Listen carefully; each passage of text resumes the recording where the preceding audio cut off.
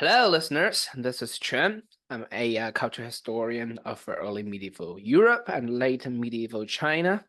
And today, with me to provide a succinct summary of our whole series on Hegel's, the opening chapters of Hegel's Science of Logic, is my dear friend, Aran. How are you doing, Aran? Introduce yourself.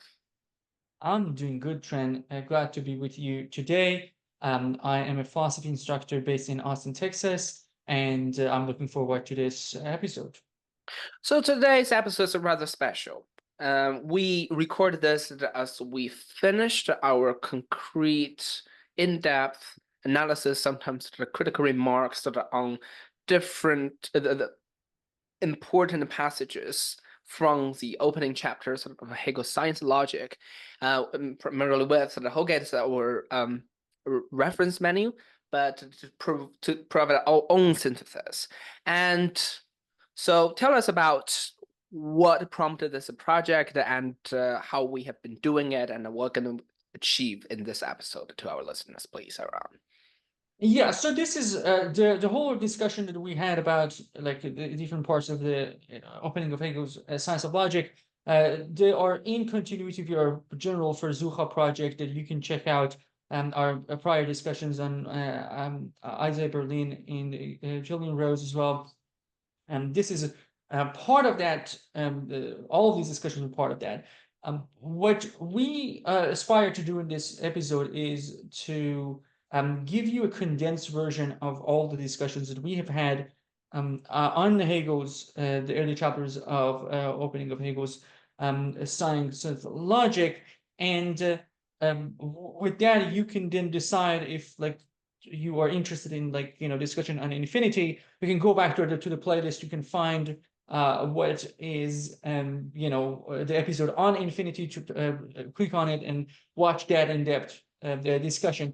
This is an overview, but what we hope to achieve is to not an overview that is empty, but is an overview that actually kind of gives you the main joints. And we will call this a critical summary because we want to briefly mention like the questioning and the troubles that we also see in these project as a whole, or in specific parts of it as condensed as possible. Yeah, So I think the beginning point, you can tell us how we want to proceed with this one, and yeah, hopefully we will get to talk about all of those main joints, conceptual joints of the project. yes, just two minor points the following what you mentioned is first, this is a very substantial project on our part as our quite newly started Versuche project, which the goal is not to study the great texts or great thinkers religiously or like dogmatically, but rather to think with those great thinkers. So Aron and I, never shy from like providing alternative interpretations or our sometimes the quite straightforward critical remarks on certain points mentioned in a important text written by people who have thought about such a topic for much longer period than we have. And the second thing is like, again, this is a new format. Like we have never done such a thing in our channel before. So if you have any feedback on the format, like how we should and at which stage we should provide such a critical summary, like we would love to listen to your opinions and incorporate them in the future. With this said, without further ado, like shall you please like lead us to the critical summary, as you greatly put it. Of course, yes. I think these last points that you mentioned are very important. I'm glad you mentioned those. Yes, and in like listening to this, listening to any of our discussions, we are not concerned whether we are accurate interpreters of Hegel or not. We are interested to see if what we extract from Hegel, our engagement with Hegel, has any relevance to um, interesting concepts for us, like individuality, universality, the conceptual conflicts of post-Enlightenment Western thinking, and all sorts of other things are going to pop up, like comparative history, for instance. Like, we have other concerns. We think of these thinkers in these books as relevant to those concerns, and we are not, like, if what we say here is not Hegel, but it makes sense, we have done enough. We don't, that's not our main concern. So don't think of this as a scholarly work. We try to be honest, honestly engage with what Hegel says, but what matters is where we take them. There is enough interpretive, scholarly work on Hegel's logic and other things. We don't need to add to that field. We want to do something else and something new. All right. So when we think about Hegel's science of logic, I think before entering the opening chapters, we need to understand what is the project, how it begins, and in how it moves. Right? In terms of the understanding of what Hegel's logic is, we agree with Stephen Holgate's understanding here that Hegel's project is in continuity with the tradition started before him and pursued most prominently with the likes of Kant and Fichte. And the idea is to derive the basic categories of thought from the very nature of thought itself. To go back to the very, very basic concepts and reconsider their relationship, their connection, and how they, as a whole, as a constellation, relate to being, to existence. Now, Hegel's project has this distinct feature that marks its difference from the other approaches, and that it rests on a very bold claim of presuppositionlessness. And this presuppositionlessness is very much about the relation between thought and being, right? So Hegel's problem with someone like Kant, someone like Fichte, is that they have certain assumptions about the relation between thought and being, I and the world, right? And without critically examining those presuppositions, and they just proceed to build a system. The problem is the system is faulty because of that basic issue, because, for instance, the sharp distinction between I and the world has been presupposed. Hegel's solution is that let's not do that. Let's have the ambition of deriving these basic concepts. Let's have the ambition of critically examining these very basic concepts, and what by basic we can think about quality, quantity, something, otherness, change, things of that nature, right? And let us do that articulation, let us do that clarification through suspension of these basic assumptions about the distinction between thought and being. Okay. So what Hegel is saying when he's saying this project is presuppositionless is not that he doesn't have any presuppositions at all. He's just saying he doesn't have the presupposition that thought and being, there's any sharp distinction between the two. Okay. So that's the project. That's a project that Hegel is dealing with. Given that project, given the idea behind the project that it is not only a conceptual clarification, but also a suspension of an ontological distinction, a sharp ontological distinction between thought and being, we can understand Hegel's beginning of science of logic better. The beginning of Hegel's science of logic rests on this suspension of assumptions. Holgate writes, thought that set aside all its assumptions about what it is left with nothing to think but the simple thought that it is. That basically means that the only proper beginning is to begin with the suspension itself. The suspension itself reveals itself in the concept of being for Hegel. But the being that Hegel starts the project with is not the being of the common denominator of all existing things. It's not an abstraction of these kind of like this core thing, core universal, that just like, is omnipresent in that sense. Hegel's being as the beginning of science of logic is the pure being. And the pure being is basically immediacy. Right? immediacy itself. In that sense, what is being suspended is now very clearly present. What has been suspended is the idea that, okay, there is a thought, thought is related to being, there is a relation, there is a mediation, and now we need to wonder what that mediation is, or what kind of bridges the gap, right? If we think about being as just pure immediacy, which is that we start with denying that we need to start with any sort of a mediatory process. Being. That's all we got. Pure immediacy of being. We are in front of that immediacy, and we are basically in it. We don't need anything else, and this is how we begin.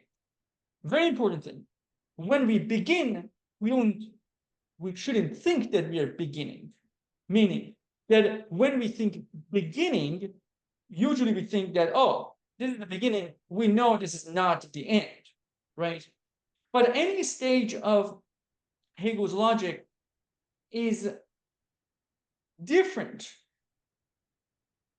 from this kind of a usual understanding of narrative, because we should be always open that this might be it, right? So if pure immediacy works, quote unquote, which I will explain what that means, we shouldn't be moving anywhere. The fact that logic is like 600 pages is a result that shouldn't have been presupposed from the very beginning. Right? Now, how does that work? What is the method? How do we move in Hegel's science of logic? Well, this raises the question of method, right? And Hegel is known to use the quote-unquote dialectical method. This is a contentious debate. We go into details of it in many episodes. But the idea that likes of Holgate hold is that Hegel does not have a method of that kind. If we think about method as something that is kind of applied externally to a system, that method doesn't exist. Now the question is, if that method doesn't exist, what should we do with like pure being? Like what should we do then? Like we have pure being, we have pure immediacy. What is the expectation? The expectation is that we will be absolutely observant to that idea itself, and we wonder whether that idea falls short on its own terms or not, right? The concept itself is giving us a standard with it, that if it's pure immediacy, it must prove to be pure immediacy. If it doesn't live up to what it says it is, there's a problem, right? And in that sense, there is a quote-unquote dialectical method, but the dialectical method does not have this kind of a formulaic vision that, okay, there has to be a whatever, a thesis, then there's antithesis, and there's synthesis, or anything like that, or any triad, or anything of that kind, right? So in that sense, we start with pure immediacy. We don't know if this is the end or not. We look at pure immediacy. We see pure immediacy makes sense on its own terms or not. And if it doesn't, we're in a new place. And if the next thing doesn't work on its own terms, there's a lack, there's a flaw, something is not fully explicated, we need to move to the next one. Now, with that, we are ready to begin this process. Before doing that, I want to make sure, Trent, do you have anything to say about any of these kind of beginning points? Yes, one thing I do want to highlight is like Hegel as a product of his own intellectual genealogy or tradition. And for those of you who are familiar with the history of Western philosophy, would very readily observe the parallels between, say, an eminent pre-Hegel philosophers such as the Descartes, like the critical method that's not holding onto any principles unless they prove to be. Yet a critical difference between the two is, for Descartes will be like, I think, therefore I am, but Hegel would go even further, saying, thinking, therefore is. So that was the beginning of essentially Hegel's project. without, and also Hegel's clearly reacting to the eminent philosophers at his time, especially Immanuel Kant, especially when you were talking about method, clearly he would have his friend, mentor, opponent, and Kant's the transcendental method in mind, which in his eyes remains fixed and unmoved even as the subject matter evolves, which Hegel believes that his whole science of logic, if it has a method that is of completely different category, or in Hoge's interpretation, he does not have a method at all. So that's what I say is he's contextualized it in his own tradition, and in this very fact gives perhaps a certain ground to maybe later criticism of Hegel's project as essentially not about universal human thinking, but rather specific, European Enlightenment thinking, or even German confusion or problem, as Galimel would observe. And that's all I have to say. Yes, that's very helpful. That intellectual context definitely is relevant toward understanding Hegel's project and to understand the critical assessment of some of his main points. Now, with that, we can look at the first movement. There are a couple of movements that we want to focus on as these kind of conceptual joints. And again, all of these points we discuss in details, and you can go back to the specific episodes that we talk about those and look at them more directly. Here we give you the general structure. Being as pure immediacy is the beginning point that we have. And in some way, this is the most difficult, most problematic part of the whole book. Because in this first quote-unquote movement, all of those problems that we see in Hegel's project are evident. And all of its interesting parts are also clear there. Now, the idea is that we have pure immediacy.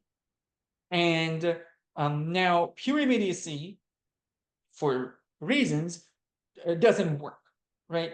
And Holget's idea here is that being pure immediacy doesn't work because it is so, indeterminate. It's not any being at all. It's just nothing. We have talked about this a lot. We don't find this argument very convincing, and unless there is some sort of a claim in being that being a character in this intellectual play is not just saying I'm pure immediacy, but it must say that I am determinate. It must have a claim of what it is, and then we could just assess and see whether this is working or not. Is pure immediacy determinate or not? And that's mostly aligned with Robert Pippin's interpretation. And for those of you who are interested in that interpretive heritage as well. So pure immediacy is not determinate, and it remains a claim. It cannot prove itself to be anything. It's exchangeable with just nothing at all. It dissipates conceptually, right? Pure immediacy, as much as something affirmatively existent, could be negatively absent. There is no real distinction between the two, in the sense that one claim that seems to be very affirmative of a pure immediacy of something positive in a very broad sense of the word ends up just being nothing. We cannot hold on to it. It's as if this is this kind of a gas in the air that you want to get a feeling of a solid out of, and you cannot have that. There is no determination in Hegel's view, and that's why being ends up being nothing. When we say being ends up being nothing, it's just being explicitly, when we explicate what pure immediacy is, we arrive at nothing. It's not that being moves to a different place that is nothing. It's just we further elaborate on what pure immediacy is, and we arrive at the idea of nothing, at the concept of nothing, right? We have problems with this movement, especially with the claim of presuppositionlessness, right? It seems like that Hegel has some demands from determination, and what is it to be determined? That only based on those determinations you can talk about the failure of pure immediacy. The problem wouldn't go away if we throw away the point about determinacy and go back to Holgate's claim, because pure immediacy cannot turn out to be anything else unless it claims to be something. Pure immediacy could just say pure immediacy, pure immediacy, pure immediacy, and we can just go forever. And that doesn't seem to be moving. In any case, pure immediacy is nothing determinate in the sense that it cannot articulate itself. It cannot say what it is other than claiming it is pure immediacy. It cannot go further than the claim of pure immediacy without being able to explicate what that really is. And in that sense, it ends up being nothing. It ends up kind of dissipating. But the issue is that when we arrive at nothing, nothing implicitly has a level of affirmation attached to it. We're saying nothing is, right? And then we're kind of back in the point about being. That, okay, nothing is. What is being? Oh, being is just pure immediacy. But hey, pure immediacy is just practically nothing. But what is nothing? Oh, nothing is. What is being. What is being? Being is pure immediacy. And we just go back and forth. And this process is what Hegel calls becoming. And all these terms, Hegel claims, and someone like Gadamer will disagree, but Hegel claims that these concepts, although they are borrowed from the German language, they do not have any, relevance. Like the original language doesn't have any relevance here. It's not like that Hegel goes on and talk about what the Germans have thought of nothing, right? This is just like a placeholder of a name. The names could be A and B, doesn't matter. A is pure immediacy, B is the absolute dissipation, and then we just go back and forth, right? That shouldn't matter. In any case, the movement is the movement from being to nothing, nothing to being to nothing, nothing to being, and Hegel calls this becoming. Hegel thinks this becoming has a lesson for us, and that lesson is that we thought being is on this side of pure immediacy, and nothing is on the other side. It's just that these are very, very different things, even isolated from one another, right? Affirmation and negation, you can think about it that way. But the fact that they are turning into one another, it means that they're not that different after all. They are not different after all because they cannot be purely isolated from the other. If they're not purely isolated from the other, they are moments of the same thing. They are different, they remain distinct throughout the discussion, but they are not absolutely distinct in the sense that there is no absolute vacuum between being and nothing. They are and the proof for that is that they turn into the other. Hegel's claim is that if something turns into another thing, it cannot be purely isolated from that thing, right? And the fact that being and nothing are moments of the same thing, not two absolutely different things that are becoming one another, is the beginning of Dasein, or determinate being, which Hegel, for reasons that are not very clear for us, also calls it quality, or almost interchangeably with Dasein. Dasein just says that being and nothing are moments of the same thing. They are both together, and in that togetherness, they constitute some level of determination. So in that level of determination, in any form of determination, there is an is and there is an is not. And that is a very important point. That's only one expression of negation, and we're going to see other expressions of negations as we move on, but that's very important. That in any affirmation there is negation. There is no pure affirmation, there is no pure negation. Combined together, they give determinacy. And in a more like empirical, crude way, you can think of this in the sense that the more you know what something is not, the more you will actually determine what it is. The more you know what is not red, the more you will determine what red is. That is just an example to just kind of see like what it means to the affirmation and negation kind of come together and this basic structure of determination before or determinate being. Before I move on to the next slide, Trent, do you have anything to add? Yeah, I have three minor points to add. First is that at this stage, for those of you who have been following our series, you know, like we have mentioned this repetitively, but I think it's worth mentioning, is there is a risk of polarizing thinking here in the move, at least I believe, at the very beginning. Like being was as the sheer immediacy, it was so vague, so lack of determinacy that it cannot even be thought of, hence nothing.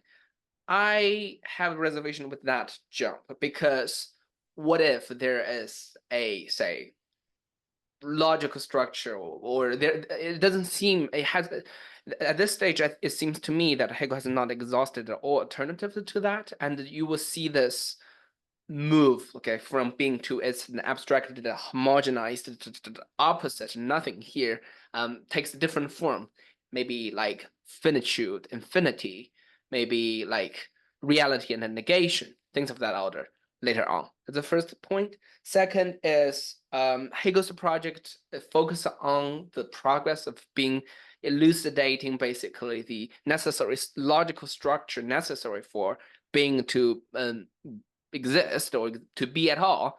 And it also at the same time generates its own category of description. So here we see terms like becoming, determinate being, or quality merges in Hegel's understanding organically or immanently from this dynamic between being and nothing, which is in Hegel's understanding qualitatively different from how Immanuel Kant derived his descriptive categories, such as quality.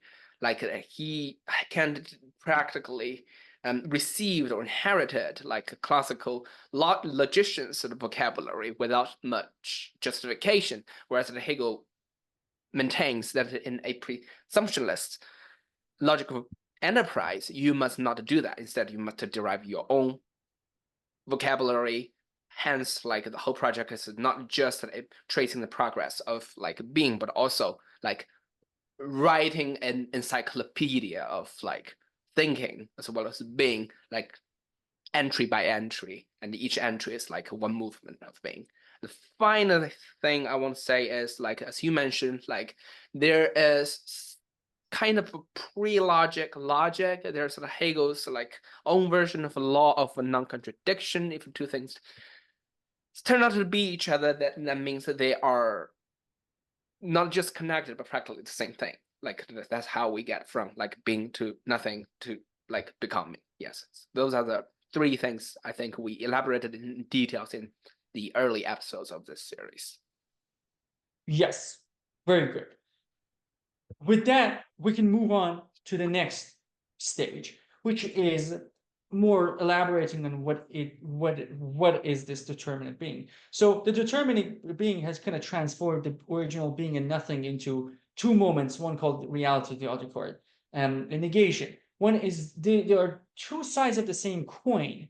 And what happens here is that we kind of try to make it explicit what it means to say there are two sides of the same coin, right? And this idea of making it more explicitly what we are saying is going to be with us from this point on in a clear way. And here the idea is that is something interesting, is that reality and negation, although there are two separate moments, they kind of have each other in themselves. Like they are also like part of one another. And this becomes clear in the sense that for the negation to be the moment, it must be the negation of reality. But reality is not pure affirmative either. So it has negation in it. And this just means that we have a negation of negation in this process. Now, this is not fundamentally departing from determinate being. It's just kind of revealing that determinate being has this kind of a self-relating structure because its parts are, its moments are reality and negation. And negation to be negation must negate reality, and reality to be reality must have negation in it. There is this self-relating negation as a process implicit in something. So something is the category that we arrive at. And interestingly enough, someone like Kant thinks that something is the most basic concept we can think of, right? Hegel definitely disagrees, right? And Hegel definitely disagrees, and I think Hegel thinks it is consequential that he disagrees because Kant does not appreciate the moment of negation and thinks of something as something very immediately affirmative. In any case, that's the point about something. That's a very kind of abstract way of thinking about it, but it is about this understanding of self-relation within the moments of a determinate being. What's going to happen from this point on is that we're going to really focus on negation, right? What it means to say self-relating negation. Something has an affirmative, quote unquote, existence, but as a self-relating negation. What does that mean? That's going to be the rest of it. Trent, anything here? Yes, so two minor points. One is Hegel's science of logic starts as a description or illustration of the progress of our understanding of being, but it has like parallel projects to it, which are necessary for that illustration. Namely, here we confront the one, and it will be more explicit in the next slide, is it's also a progress of better qualification of negation. And as you just mentioned. And the second point I want to mention is something this category is extremely crucial, not just that it marks a clear difference between Hegel and like Immanuel Kant, but also it is the foundation for like really important terms or categories, a way of thinking that provides a potentially fruitful space of intersection between Hegel's science of logic with many other things that he writes about and the things that we concern about, namely like identity, and also with something, the difference between internal, interior, inside, and like external, exterior, and outside started to emerge, which yet again refer to what one can construe it or interpret it as yet another example for that, the polarized, not necessarily assumption, at least a habit of categorizing logic structures. Yes, that's all I have to say.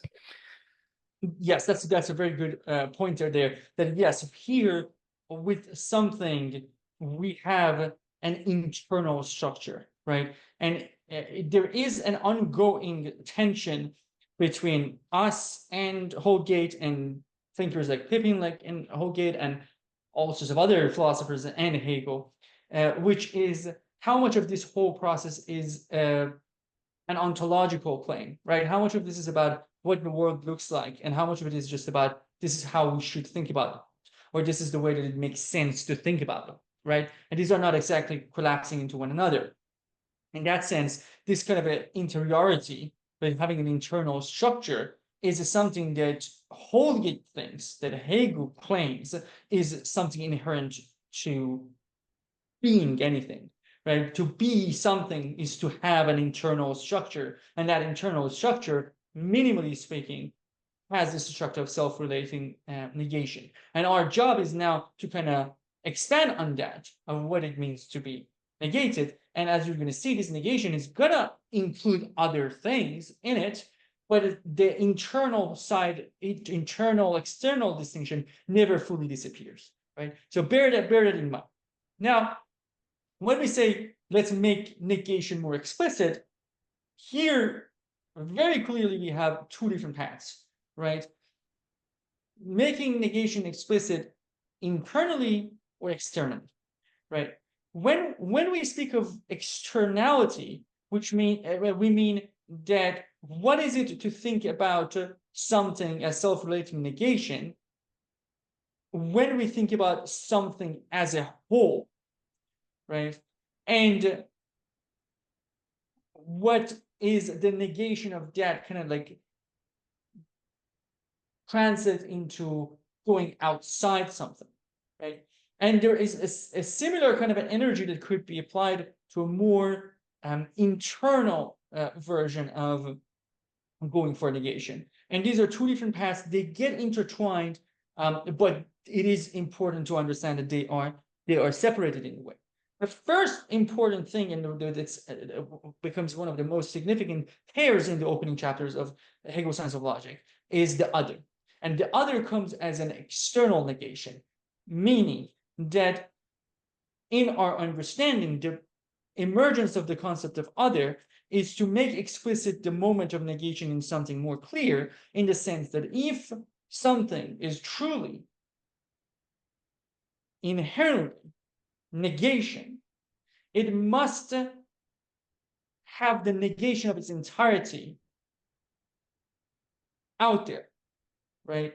And to think about that, what is the full negation of something externally is to think about an other. Basically, very crudely put, the other is nothing but not that something, right? Not that something in its entirety, right? That's just what it means. That we have the something. What is the negation of that something? Well, not that something as an entire thing. Now, the tricky point is that this other, we might wonder, what is the other? Well, the other is. So we are back to the kind of loop that we have been to so far. If the other is, okay, the other is as something purely immediate. Oh, purely immediate means nothing. Oh, and the nothing is so and so. And again, we go through all of these little steps, which the result of which is that the other is also something, right? Which also means that the something is other, any something is an other, right? We're not talking about like the same. We're talking about logical categories here, right? Like every something has this otherness kind of attached to it. So this is like from this negation of the something, we got to the other. The other is, so it must have all the things that we have talked about something. So there is other and something coming together. There are, nitty-gritty parts about this kind of like the priority of otherness over priority of something, and all of that we don't need to get involved with here. But the idea is that this otherness is necessitated by the point of negation in something. It is the negation of the something as a whole, right? So for Hegel, it's not accidental that there are many somethings, because any something to be needs an other, right? And bear in mind that we have two things happening at the same time. Something has an internal structure, but it also needs this external other, right? And this kind of a distinction, this double existence, becomes important in a second. Trent? Yes, I think one thing I want to highlight here is perhaps a very unique and a charming feature of Hegel's dialectic method.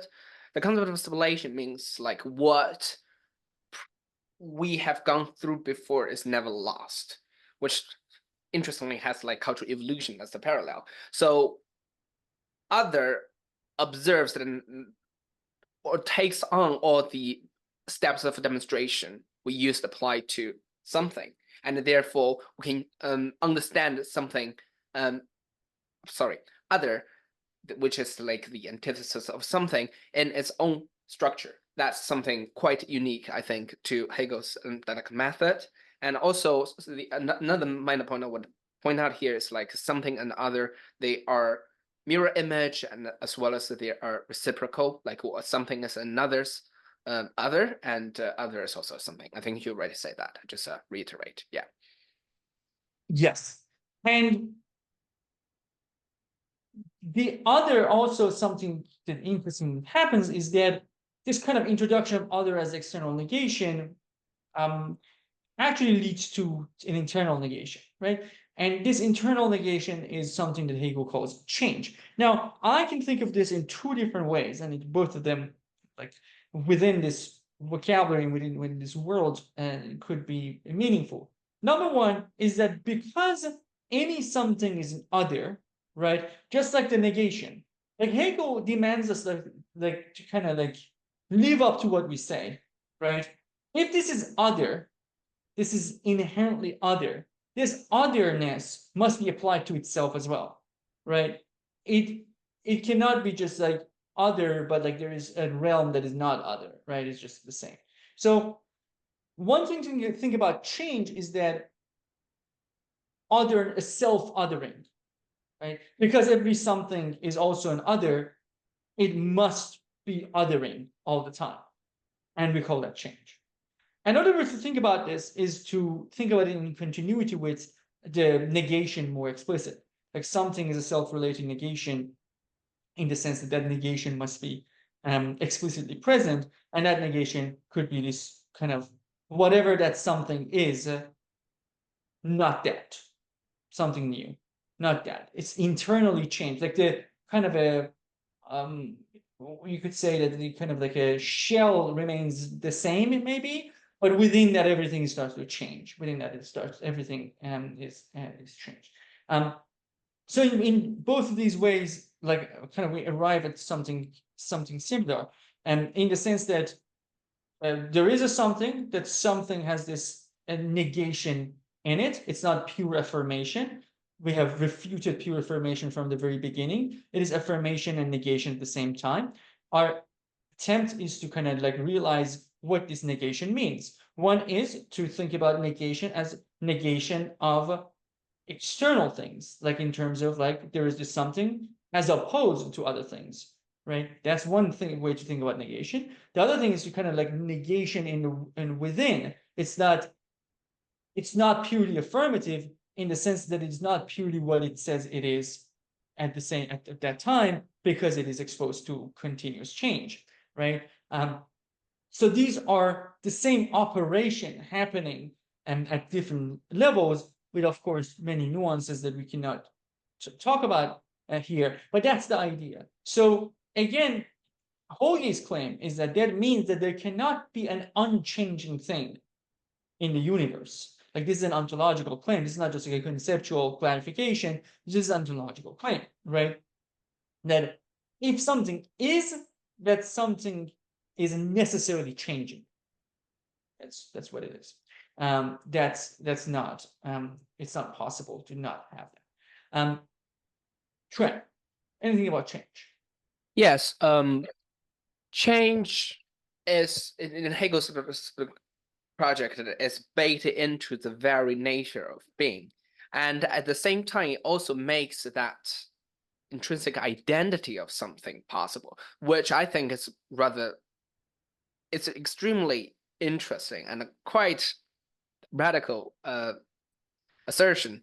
Because before Hegel, I'm not like an erudite in the history of Western philosophy, but my understanding is like for those who deny the intrinsic nature or identity of something, they would just say changes that are permanent, but that means we don't have intrinsic identity. And those who will seize on to the essence of something will say, no, but when the essence changes, the something ceases to be. But Hegel seems to try to synthesize these two approaches, which very interestingly opens up space for really in-depth comparison with other philosophical traditions, especially early Mahayana Buddhism. As we do in this program, we often think outside the intellectual tradition the writer or the text belongs to, and try to generate a synthesis or cross-fertilization across not just the disciplines, but also intellectual traditions. So this is just like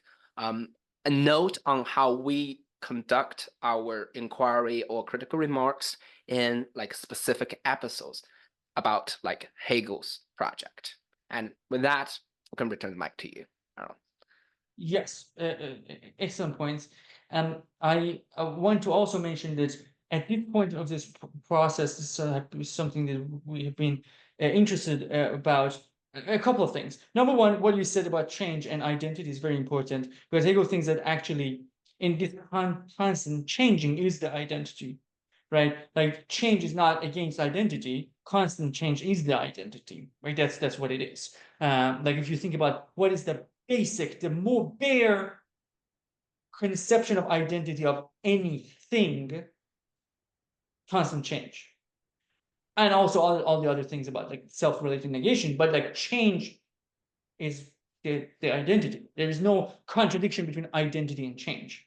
Actually, that's the identity. Number two, time, right? We usually think about change after we think about time. There is no time.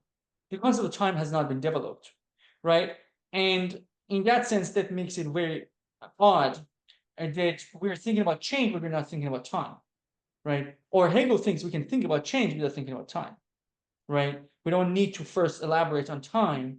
We didn't say that, oh, for internal negation, oh, the something must be in time, and therefore it must change. That's not what we did. We just said to change, right?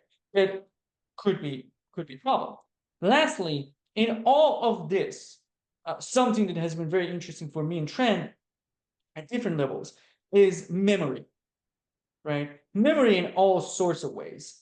Memory as applied to this whole process. Like there seems to be like someone is keeping track, right? Keeping track of a specific point. It's not like that we get to, reality and negation, we have forgotten, like the being and nothing. If you have forgotten, we go back, right? But memory is always selective, right? There is no memory of everything. The kind of clues for this selectiveness is something that is not apparent in Hegel's account. Who is remembering and who is remembering what? And what makes that remembering that a specific type of remembering and not a different type of remembering, right? What are the rules of remembering here? What should we remember? There seems to be an ought of what should we remember to make this whole thing happen. Another thing is a memory in the sense of kind of repetition and difference, right? In the sense that we have something, then we have change, and then we have another change, and then we have another change, and then we have another change. It seems like that Hegel thinks of these as just kind of like copying one another, right? It's the same thing happening, right? But that's disputable, right? About like this kind of repetition being the same is definitely something that someone like Gilles Deleuze will definitely be did against that. It's just that the difference seems to not matter for Hegel, right? That change number one and change number two are just change. Like we might wonder why, right? Why that is not being explored at this point? But hey, it changed. The new change. It's a new thing. It's a new operation. Like, why should we think about operation number one, operation number two as repetition of the same thing as if they are colonized version? Like it's the same thing happening again, right? That's also I think important and kind of relevant to the point about memory in general. Now, from this point, after introducing other change, we kind of come back to its external negation part. And what we do is to kind of like explicate more what is the relationship between something and other, right? And the point that matters here, and just kind of implicit in Hegel's use of the concepts of determination and constitution, is that something has an identity, has an internal structure, has an interior structure, right? And that interior structure, that identity, that almost aspect of something exists, but it's not thrown away, it's not hidden, it's not radically absent, right? It is in touch. It is in touch with everything else. Something cannot help but continuously expressing itself, right? And we can think about this in terms of like a chain of effects in a chemical sense, right? When you put sodium in water, sodium doesn't have any choice other than expressing itself in that environment, which is water, right? And of course, sodium on water will be different from sodium on solidified carbon, right? It's not going to be the same effect. But sodium has no say over expressing or hiding an essential part of it and not expressing itself in the chain. Hegel thinks that's a reality for anything, right? Anything by being, by the very sheer fact of being, has no other path other than expressing itself in its interactions. The expressions will be different. The expressions will be received differently. The expressions will be known differently. But there is no aspect of anything that is kind of like transcending relations. Hence his problem with Kant's concept of the thing in itself, is because the thing in itself wants to be both related and hidden. And that's what Hegel has problem with. Whatever the thing in itself is expressing itself in our world as well. And that's all we need. There's no radical hiddenness. And in that sense, something is always kind of outing, and in that sense, it is putting effects on other things. And by putting effects on other things, it has impact on them. The same thing we could think about it on the other side. The others are expressing themselves, and with that, they are having an effect on the something, right? The effect that something has on the other is called determination, or the identity that something brings to its relation with other is called determination. What others kind of push on something to be is called constitution, right? Now, at any given point, there is an identity to something, Hegel claims, right? That identity is a combination of these two things. Whatever that something is itself expressing itself of what it is at that point and being constituted by everything other than itself, right? These two kind of merge together, determination and constitution merge together to create the identity of any something. Now, one of the main questions that we've had in the last couple of episodes before coming to this summary is that how should we think about this identity? Because we can go a far kind of a radical way of thinking about this and think about move or jump from identity to essence, right? That anything has an essence that is a combination of what it brings to the others and others bring to it, but it is something rather fixed, right? Or rather intrinsic.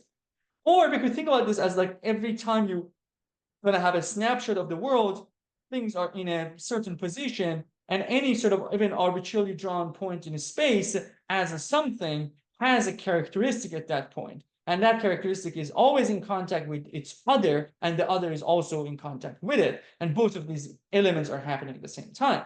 Now, the main point here is that are we at the beginning of expanding this point about identity to identity as a fixed essence, or we are making a more fluid claim that anything, any carved out space has an identity, but that doesn't mean there's anything like innermost, that untouchable innermost thing about that thing, that if it doesn't live up to it, it fails its essence, that we're, that's what we mean by intrinsic identity, right? So there are two paths here about identity, and we not only wonder what Hegel thinks, we wonder about identity in general, and the possibility of essence discussion, and when it, for instance, is applied to human nature or species in general or biological categories. Trent? Yes, I just want to draw the listeners' attention to 2 points we mentioned in our specific episode on this relationship between something and other. Namely, the first is Hegel's rejection of Kantian's concept of transcendence has a very important impact on the homogenization about the field of interaction between something and the other. It's not just the utter transparency of some things, the intrinsic identity, but the way they radiate out such determination is in the same so-called with our vocabulary, public sphere, in which all such properties interchange, because there's no gap, no hidden realm, no fundamental separation between different forces. It could be a sphere of like magnetic and interplay, could be a sphere of like emotional exchange, but they all happen in the same logical platform of this exchange. And we are not sure whether this is a legitimate assumption. And that's it. That's a very important point, and I think it's something that has been a theme in our conversations, that there is something rather reductionistic about this logic, and it's kind of like wants to subsume all spaces to itself. So it wants to kind of like just kind of like swallow any sense of privacy, not in a authoritarian like political sense, but any sense of privacy as a legitimate space, radical privacy, which could include like religious revelation or some truth that I know that I know, but I cannot articulate, or something that is not presentable in the public domain in the language that is kind of sober in the Hegelian sense, right? There is some aggressive resistance towards that space, and I think it is like you can see that in an interesting way that I think is we are actually interested in that part of it, like in the constitution part, that you cannot hide. Everything else will find you, right? It's not gonna be you're not gonna be isolated in any sort of way. And we will definitely explore these tensions in our further conversations that we're gonna have later on. Now, after discussing this, Hegel talks about, and kind of through this, talks about the concept of limit that I don't want to spend much time on it. But the idea is that if you want to say that, okay, here's the determination, is the constitution, you got to kind of distinguish between the something and other. For that, you need to impose the concept of limitation. And the concept of limitation is like enigmatic to us because it seems just introduced in a very odd way in this process, and its status is not very clear to us. It's just, is another something, is it like what is happening? But what is important here is to go back to the other side of this story, which is the internal negation, and we have already explored the idea of internal negation in the form of change. The way that we understand the introduction of the concept of finitude is to go back to the idea of internal negation and to the idea of making negation more explicit, rather than taking the path of limit. If that path is supposed to go there, we don't see why. In any case, the idea is here that there is, of course, constitution, the fact that others reshape the thing and possibly transform it to something quite different than what it was from the beginning. And you can think about this as like, killing, right? A virus kind of attacking a human body could reconstitute human body, just become pure matter, right? Instead of an organic existence. So you can think about this kind of external demise. Finitude for Hegel, according to Holge's interpretation, is about quote unquote internal demise, right? That even if there is no reconstitution but anything other than something by the very virtue of being something, and embodying negation, carrying along this negation, must result in the absolute negation of itself. And the absolute negation of the something is that there's not something anymore, right? So it just ends, the end of something. It ceases to be, right? But we already know, at least Hegel wants us to accept this, that nothing is an unstable category, right?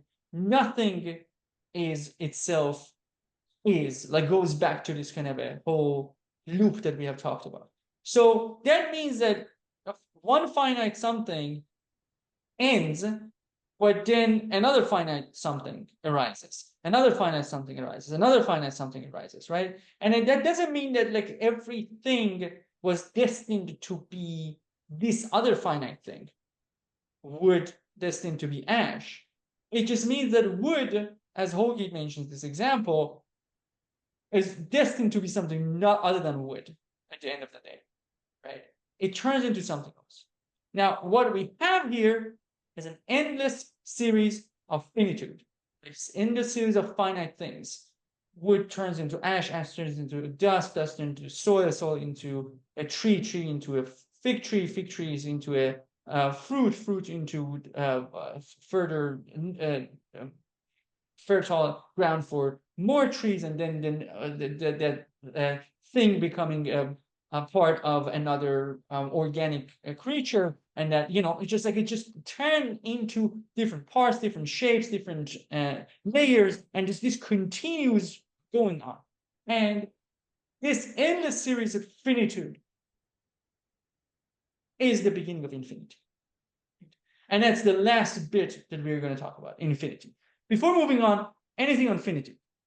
Yes, finitude has the basic unit of finite things in themselves. So yet again, a key difference between Immanuel Kant and Hegel, because for Kant, like that's not something we could really have access to, but for Hegel, it's within thinking, reason, and we can articulate what it really is, and therefore determine or ascertain it's a logical ontological structure. So with that, we should just press on to bad infinity. Yes, and it is interesting that Holgate uses a term, I think he borrows from Descartes, that I really love, that infinity emerges here out of the grace of finitude, right? It is not like infinity is not this kind of a solemn thing that is just outside of it, and we're going to talk about that kind of outside inside thing in a second, but it is very important that it is like infinity is nothing but this endless series of finite things. If you take away finite things, there's no infinity, if like Hegel is correct. Now, there are versions of this infinity that we can think of, like, because, okay, suddenly infinity, now what should we do? And one of the ways to think about infinity is the way that we shouldn't think about infinity, right?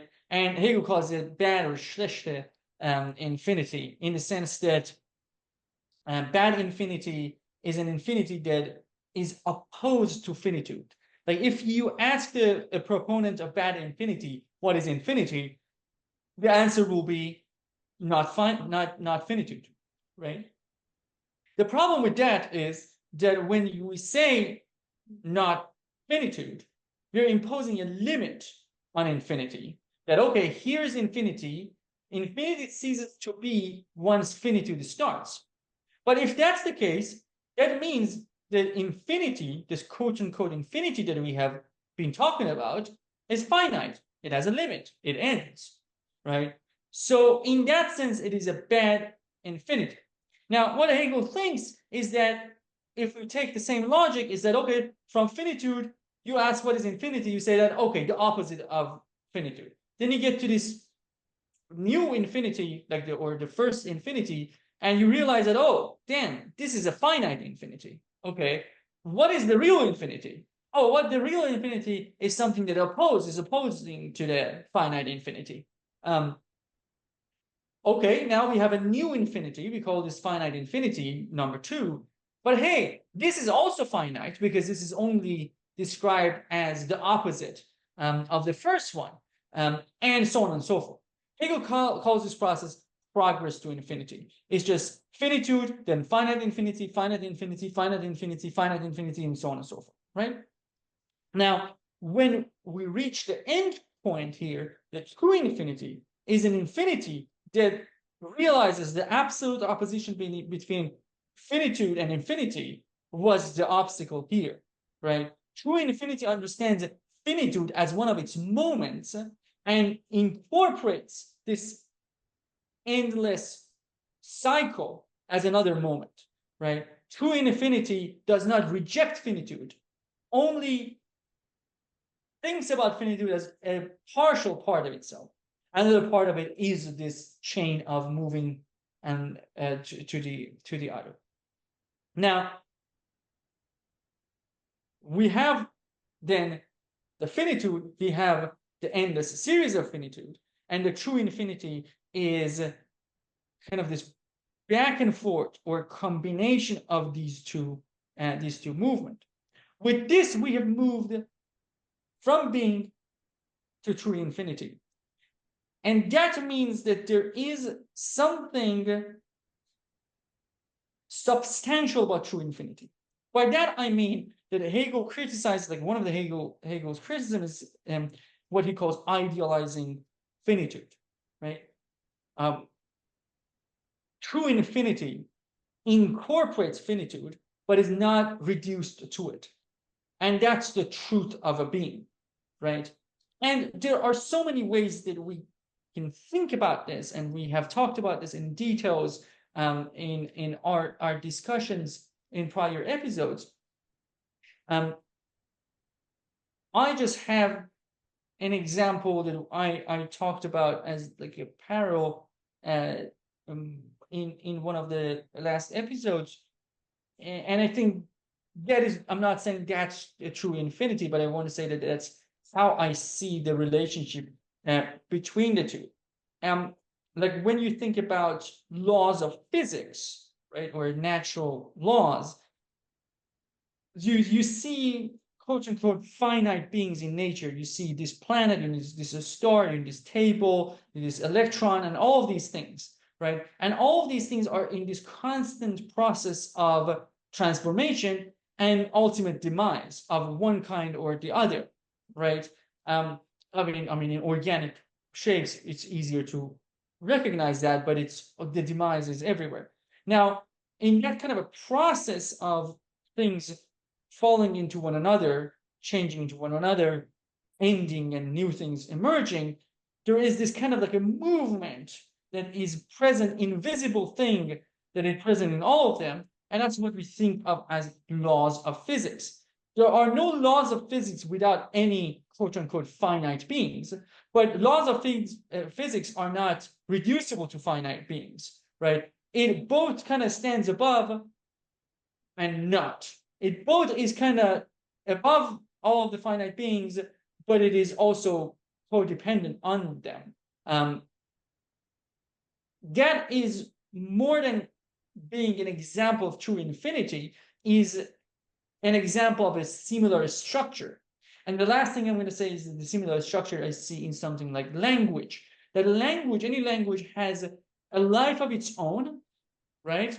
And that individual speakers are, accidents in that language. Like they could come in, they could disappear, they could appear, they could learn it, they could forget it, they could get dementia, they could play with it, whatever. And transformations are happening within it and whatever, but the whole thing, the whole language has a life of its own, in the sense that it is somehow both transcendent and immanent, right? It exists in that kind of a space. It is transcendent in a sense that it's not dependent on every single finite language speaker, right? And it has authority over speakers in a way. But it also is not absolutely independent. It's just like if everyone fades away, that language also becomes a dead language. Of course, these examples are not necessarily accurate to every detail of the true infinity, but I think they be helpful in kind of putting us in a space of how to think about true infinity when we're thinking about it. Right? Yes, I have nothing else to your tour de force. I think it was a great and concise summary of that internal negation, especially from finitude to bad infinity and all the way to true infinity. Thank you. Perfect then. I think we have covered the structure that we wanted to cover. Again, if you're interested in any specific part of this, there is going to be a video, or at least a video, more than one perhaps, on that and in this channel. And never forget this the premise of this project. We're not presenting to you a final conclusion. This is an ongoing project. We think of this as a conversation, and you see our conversation here, but we want to expand this conversation. So if you think there is something missing in our explanation, this is not a lecture. This is, again, a contribution to a conversation. So if you see something that is not making sense, or you think there is another way to make sense of things that is more sensible and substantial, we would love to hear back from you. We want to incorporate your ideas. We have done it before. We're going to do it more. With that, I think we can come to an end and celebrate our last, real last episode on opening of Hegel's Science of Logic. This has been hours and hours of conversation between us, and only a fraction of it was recorded. We hope you find some value in it. We're gonna tell you more about our projects where we are taking all of this next. But for now, Trent, final words? No, I just want to say, like, during the process of we were tinkering over Hegel's Science of Logic, our dear friend Gary had already like raised a kid. Like, yes. So with that said, I'm just very excited towards our next project, and I think we can give some really tentative thinking here. Nothing has been set in stone, but I think our next major work or set of books would be more on the human nature side. We're taking a break from like very abstract thinking and looking at how concretely this has been like analyzed and approached by scholars or thinkers in other disciplines. This hopefully will generate unexpected insight and synthesis then. So until we got the final decision on the books we're going to read and discuss and share with you guys, I think bye for now. But at any rate, stay tuned. Physical project is still going on, and we will look forward to your feedback and hopefully to listen to your voices very soon. Bye.